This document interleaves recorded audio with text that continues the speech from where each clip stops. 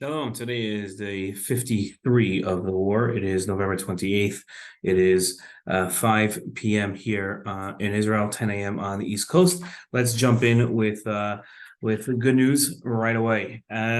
So an Israeli ship in the Red Sea was about to be hijacked by Houthi forces, and the crew noticed the hijacking terrorist ship coming close. They were able to lock themselves in a secure room within the ship, put out a distress signal immediately. American and Japanese ships came close to the hijackers, made sure that they did not, American gunships, which are those massive helicopters with big cannons on them, came swooping in, and this Japanese ship, military ship, came swooping in and saved the day. And everything was fine, stopped the Houthi terrorists before they were able to take over the ships. That's very good. At the same time, in revenge, you got to wonder what these people are thinking. These little ragtag Houthi terrorists tried firing missiles at a U.S. ship called the Mason, a U.S. Navy ship called the Mason inside the Red Sea. They didn't. These missiles were so pathetic. America didn't even have to do anything to take evasive action or to try to knock the missiles out. They just watched them land short into the water. And the Houthis basically suck at war. They can't do anything. And U.S. ships are stationed strategically inside the ship to knock them out. So when missiles are fired at Israel or at U.S. ships, so the whole thing is very, very sad. They can't do anything, but thankfully shows what Iran and their proxies' capabilities are. Israel started raiding militants inside Judea and Samaria, inside the West Bank. So while Israel can't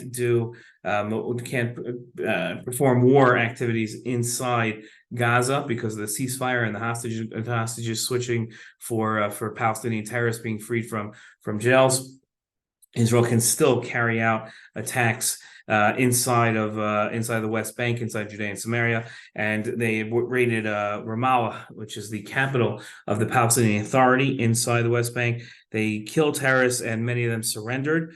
And they conducted the same types of raids in Hebron, and that takes out terrorists from inside, from a much easier way of them hitting Israel. So that was very good. At the same time, Israel attacked Hezbollah positions in the north, southern Lebanon, North Israel, and was able to kill over 100 Hezbollah terrorists. Also destroyed their observation points where they're able to watch what's going on in Israel, and destroyed many of their weapons depot. So those are very good. Gets rid of a lot of their weapons and stops their capabilities of hitting Israel. The last piece of good news: President Biden called American hostage that was freed. I mean, he called the family. It was a little girl, so yeah, he didn't speak on the phone to a 4-year-old, but spoke to their family, and that's very good that President Biden feels so connected personally to the situation here that he picked up the phone himself and called the family. Those were the first American citizens that were freed. It is pretty sad that Russia's been able to get their people out, Thailand's been able to get their people out, and the United States cannot get their citizens out. It's something that people are realizing, that America couldn't get their citizens out of Gaza. The Arab citizens couldn't get them out of Gaza, and they can't convince Hamas to allow their citizens that are hostages out, while other countries can. And that's a limitation that people are realizing of the United States, and it should not be that way. As the world superpower, just mere intimidation should be enough to have them freed. The fact that Hamas is not scared at all says a lot. Okay, so bad news. It seems that like about an hour ago, Hamas broke the truce with Israel on the ceasefire and attacked 3 IDF soldiers with bombs, and the soldiers were injured. Also, there were gunshots fired at Israel. Hamas immediately said that Israel broke the ceasefire, but couldn't exactly say how or when, and then said that I guess they were retaliating. So it'll be in the next couple of hours, maybe by the time you've watched this, we'll know whether or not the ceasefire is over or whether it'll continue, and there'll be another hostage exchange. What's supposed to happen is that there's another hostage exchange. 10 people, 10 Israeli hostages for, I think it's something along the lines of another 50 Palestinian terrorists being released, and 24 hours of no fighting. So we'll see if that holds, and whether Israel gets its hostages back tonight. If not, you'll see Israel go immediately into action. The defense minister Gallant Yoav Gallant, Israel's defense minister, announced that Israel is ready to go back to war today. But every day that they don't go to war, they are strengthened. So that's a good thing. Hamas has been using propaganda, pathetic propaganda, to try to get people on its side, making the hostages before they're freed, having them wave goodbye and say things like "thank you." They forced some people to write letters that Hamas treated them like queens. This is like just now you'll say who's going to be convinced, but people that tend to believe Hamas and hate Israel will use this to further prove that they know what they're talking about and that Hamas is really a force for good. Absolutely pathetic. But it'll get them to continue, convincing people to support them. Hamas, we're seeing some of the ways that Hamas treats the hostages. They have stuck a lot of them in cages. They have, they're really sad. You can, they were running low on food. The only thing they served them was pita and rice, and forced a lot of the hostages to cook their own food. One of the head of Hamas, Sinwar, actually visited some of the hostages, as if like that was some sort of like, wow, you get to meet the head of Hamas, and assured them that they would be okay. This is after he's ordered the execution of many of their relatives. Keep in mind, almost every single hostage that has been freed has either a direct relative that was murdered in front of them, or as a relative that's still a hostage. So nobody should think that like Hamas are kind people. A lot of the hostages report that as they were leaving the Gaza Strip, the average innocent Gazan Palestinian would throw rocks and attack the cars that they were in, and a lot of them thought that they were going to be lynched and never make it to freedom. Those are the experiences that they're having as hostages. We found out, unfortunately, that Hamas has also. We had always assumed that other Palestinian terror groups had kidnapped their own hostages and held them. What it turns out now is the exact opposite. Even that Hamas has handed over hostages to other terrorist groups. So, and we have no idea how those terrorist groups are not going to negotiate with us, and therefore, we have no idea what's going to happen to them. Another poll came out that 85% of Palestinians in the West Bank, meaning not the ones in Gaza, but the ones that live near me, support Hamas and think that what they did was correct, which means that essentially I'm living in a neighborhood full of people that are like the Nazis and hold theories just like them. And it's absolutely horrific that these people are walking around like this. Okay, let's get to your questions. That's the end of the update. How many enemies are trying to distract Israel? And why are they distracting Israel? So Israel's fighting against Iran is the main culprit. And then you have their proxies. These are organizations that essentially work for Iran. And those right now are Hamas, Hezbollah, and the Houthis in Yemen. Okay. How has the recent ceasefire and the conflict affected Israel's preparation for potential future attacks in Gaza? And what strategic plan does Israel have post ceasefire? So during the ceasefire, Israel was able to restock, resupply, refresh themselves. I know I had a student that was able to, for the first time, left Gaza since the start of the incursion. Israel's invasion of Gaza was the first time, so they're able to relax a little, and it's going to strengthen Israel. So that's what they were able to do. Post the ceasefire, Israel has not talked about what it's going to do. It has talked about what it's not going to do, which is allow the Palestinian Authority or Hamas to continue governing there. What terror group is involved in Syria? Is it Hamas or something else? In Syria is Hezbollah. Okay, Hezbollah is in Syria.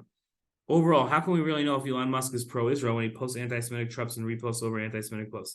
Okay, so this is like, you can never know if somebody's really anti-Semitic or not, right? Unless they come out and say, hey, all Jews should die, right? If they say straight out things that are clearly anti-Semitic, then we know they're an anti-Semite. This is my opinion, and you take it or leave it. If you look at what Elon Musk is putting out there that people are claiming as anti-Semitic, I don't think it's anti-Semitic. I think that he has other priorities, like free speech is a big thing for him, and a lot of times he won't stop anti-Semitic ideas because he doesn't want to limit free speech. It's the whole reason he bought Twitter X, whatever you want to call it. So the reason why he bought it was because he wanted free speech to continue, and he had seen that the previous owners of Twitter were limiting free speech. So I personally don't think that he's an anti-Semite. I think that his actions speak volumes, and coming to Israel and in the statements that he made, I think shows him to be pro-Israel and I don't know you call it pro-Jewish, but not anti-Semitic. What Elon Musk was doing in Israel was he was touring to see firsthand the devastation and what was happening in Israel. Should Israel extend the ceasefire to get more hostages free? That's, I don't know how to answer that question. And we all want more hostages free. We also want this thing to end already. So I don't know. Only a prophet can know what we should be doing. Obviously, our leadership has to be the ones to decide. I'm not a member of that, so I don't have to decide. Is Musk going to Israel for business purposes? Not that I know of. I don't think he was here for business. I think he was here to see the situation. I don't think he got together with anybody on business. Do you think the reason Hamas doesn't release American hostages is to scare the U.S., also show that they don't fear them? Also, doesn't it benefit Israel that American hostages aren't being easily released, since that can mean the U.S. will provide extra pressure to get them out? So I think that, I mean, I don't know. It's a good theory that you're proposing, that it's to either scare the United States or to show that they don't have to bow to the United States and say to them, okay, like whatever you want, and showing that they can stick up to the United States. I assume that that's true, but I don't know. And does it benefit Israel? I mean, that's a very cynical position to take, that it would benefit Israel for them to be yeah, I don't know. I don't like that idea that it's good for Israel. I think what's good for Israel is for the hostages to be freed. Will the return of the first American hostage, will America try to force out the rest of the Americans to be released before Israel? I think if they could have forced it, they would have done it already. Obviously they're not using all their force. They have aircraft carriers in the region. They could be bombing the living daylights out of Hamas.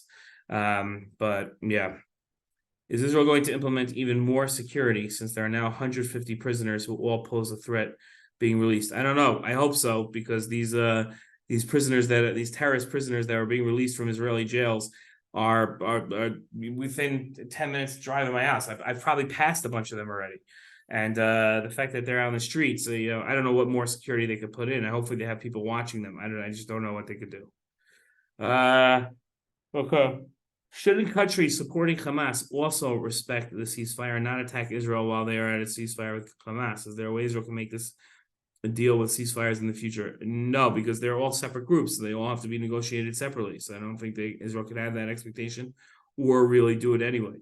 Is it true that Israel's offered the deal of 10 hostages a day for every day added to the ceasefire? Yeah, Israel gets that. That is true. Israel gets 10 every day that Israel extends the ceasefire for 24 hours, they get 10 more hostages. That's today. We should be getting 10 more hostages back. But up to 5 more days, meaning up to 100 total hostages released, and then there has to be further negotiations. Do you think if Hamas keeps giving hostages, the war will play out differently than originally planned? It's a good question. I'm not sure. I don't know how it. I don't know. I just don't know how that would affect things. I don't know. How did Israel react when Hamas broke the promise of a ceasefire for 4 days after they sent bombs into Israel 15 minutes at the beginning of their agreement? Israel fired back, but we'll see what this is what I talked about. We'll see how that works. Okay. Wait, that's interesting. Oh, no. Oh, sorry. I misunderstood your question. I was like, how did you know that 11 hours ago? Okay. No, so you're talking about, no, Israel didn't react to that breach of the ceasefire. They just let that missile go. That was you're referring to the one that happened right after the ceasefire started. Okay, sorry. Okay. If Hamas were at some point to release all the hostages in the deal that includes an end to the war before Israel fully destroys Hamas, what would Israel then do to make sure that all Israelis stay safe from people crossing the border from Gaza? Now, Israel's not going to do that. Israel's not. Hamas this morning, I should have probably put this in the briefing part. Hamas this morning offered Israel an end to the war under the condition, and all the hostages back on the condition that Israel stops firing and stops the blockade on Gaza and releases all Palestinian prisoners in Israeli jails. Obviously, that's not a serious offer, and Israel didn't accept. Okay. Okay. Let's see what else here. What can Elon Musk do to help Israel? Are there certain things he can fund? We don't really need Elon Musk's money, but he could fund probably just as much as the United States could. What they're looking for is for Elon Musk to understand the situation and therefore use his influence to be empathetic to Israel's side and get other people to be empathetic and not God forbid, go the other way and go pro Hamas. When the lower level advisors in the White House don't agree with the president's stance regarding Israel, does this cause conflict in the White House or even elsewhere? Yeah, that is conflict because they're very good. There are people that in the White House that aren't supporting Israel. So that's conflict that they have with their superiors who are supporting Israel. Will Hezbollah play a big part in these attacks during the war? It could be. We'll have to see if they continue attacking. Could there be another location where Hamas receives its weapons from Iran other than Damascus Airport? Yeah, I'm sure there are other places, but it's just easier because there are runways there to bring in planes. You can't just land a plane anywhere. Okay. What has been the morale effect of the ceasefire in Gazans? A lot of them have gone back home to see, but we'll only know after the next round of fighting. What has been our countries like Ireland that have condemned Israel's actions face much backlash from their own citizens? No, usually when countries don't support Israel, it's something that their people support as well. The idea of not supporting Israel, unfortunately. Okay, that's the end of our video. If you have any questions, please don't hesitate to put them in the comments below. Shalom.